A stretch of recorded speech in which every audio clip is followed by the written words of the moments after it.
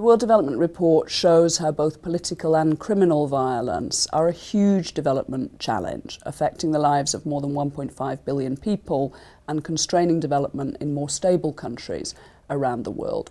It provides new evidence on how high unemployment, inequality can combine with weaknesses in government capacity or problems of corruption, accountability and human rights abuses to create risks of conflict and violence.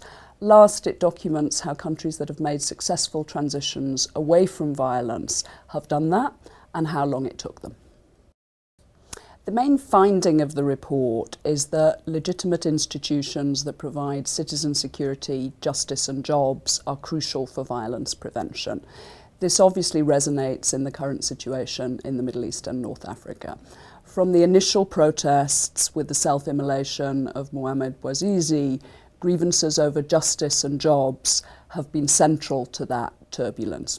The report also documents the lessons of transition in other countries that have gone through experiences of political transition, have restored confidence, built inclusive coalitions, delivered early results, and sequenced the transformation of their political, economic, security and justice institutions. Every country is different, but those lessons can provide some insights which are useful in the situation today.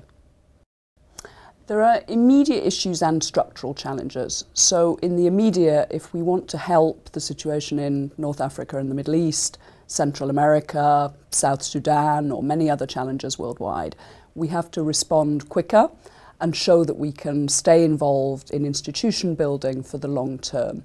But there are also structural mismatches between 21st century violence and the kind of capacity in the international system.